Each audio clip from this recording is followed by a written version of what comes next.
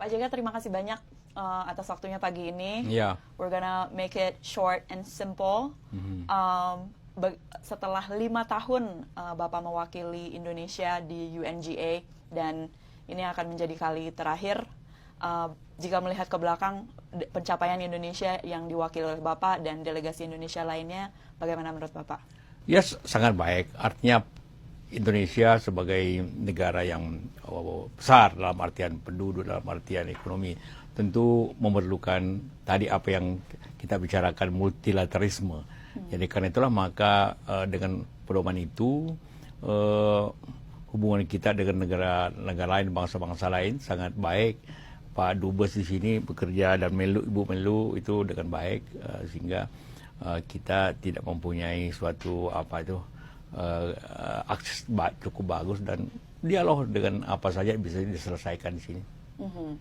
Tadi kan di pidato kenegaraan Bapak menyampaikan 5 poin, dan salah satunya adalah mengenai SDGs. Kemarin juga Bapak menghadiri meeting soal ketimpangan pendanaan SDGs.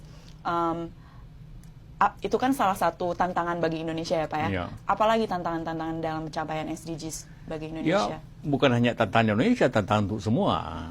Karena SDG itu kan lebih kepada mendukung negara-negara berkembang, negara developing country untuk lebih maju. Kalau negara-negara maju, dia tidak perhatikan banyak tentang SDG dalam artian upaya dia di negaranya. Tapi bagi negara-negara seperti Indonesia yang lagi ingin membangun, maka SDG suatu target-target yang sangat penting kita kemukakan. Nah, di samping tadi masalah pendidikan, kesehatan, yang paling masalah juga masalah pendanaan, kan? Karena ini harus bagaimana pemerintah sendiri, kerjasama antar negara, kemudian juga pihak swasta atau filantropis terkoordinir untuk mencapai target-target yang memang mempunyai suatu hal-hal yang harus dicapai tahun demi tahun seperti itu. Jadi kerjasama sangat penting bagi yang ingin mencapai dan bagi yang sudah mencapai. Ada kerjasama multilateral baru Pak yang dihasilkan dari UNGA kali ini untuk terkait SDGs? Ya, Indonesia baru saja membentuk Indonesian Aid, ya, untuk bekerja sama atau membantu negara-negara seperti di Pasifik, di Afrika. Kita baru saja kemarin menandatangani dengan Nauru, kita juga baru bicara dengan Fiji untuk membantu negara-negara itu dan juga negara-negara yang lainnya. Apakah itu dalam bentuk pembangunan di negaranya, apakah bentuk pelatihan, apakah bentuk tenaga ahli, semuanya kita siap untuk itu. Kemudian tadi Bapak juga membahas mengenai perdamaian.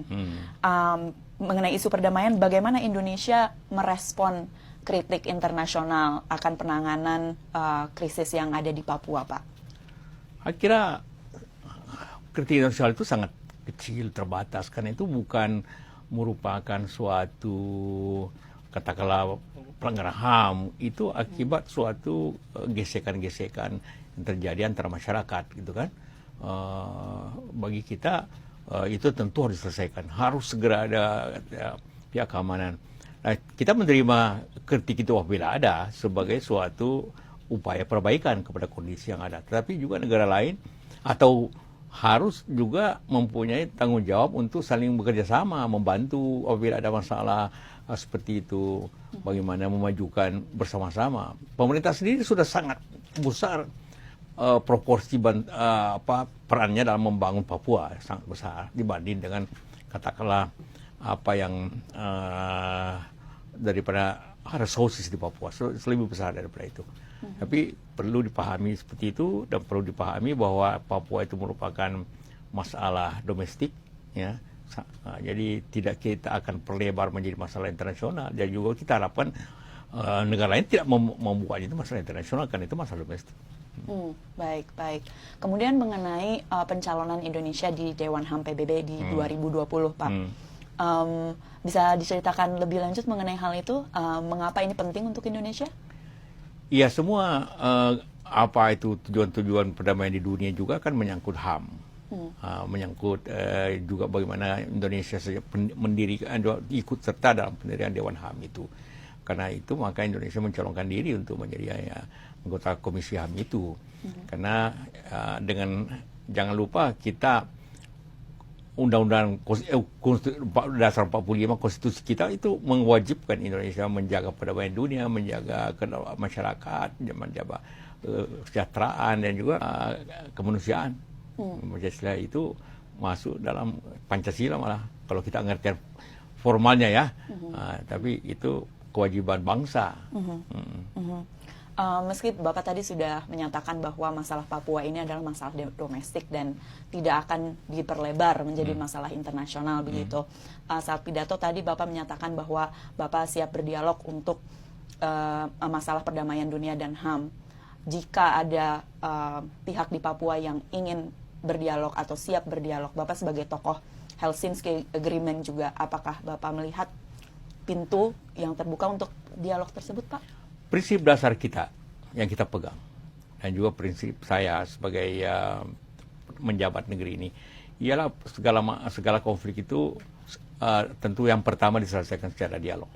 Karena itu bahwa apabila memang ada dialog dan betul-betul dapat mewakili aspirasi yang ada di masyarakat itu, pemerintah selalu siap untuk mendahulukan dialog itu dalam konteks dialog bahwa sama-sama sebagai satu bangsa. Oke, tadi mengenai 5 poin yang sudah Bapak sampaikan. Sekarang mengenai salah satu fokus utama di UNGA kali ini, yaitu mengenai perubahan iklim, Pak. Apa peran Indonesia dalam isu tersebut dan apa tujuan Indonesia dalam isu tersebut di UNGA kali ini, Pak? Climate change tentu merupakan masalah universal, masalah dunia, masalah masyarakat dunia, bukan masalah negara dengan negara lainnya.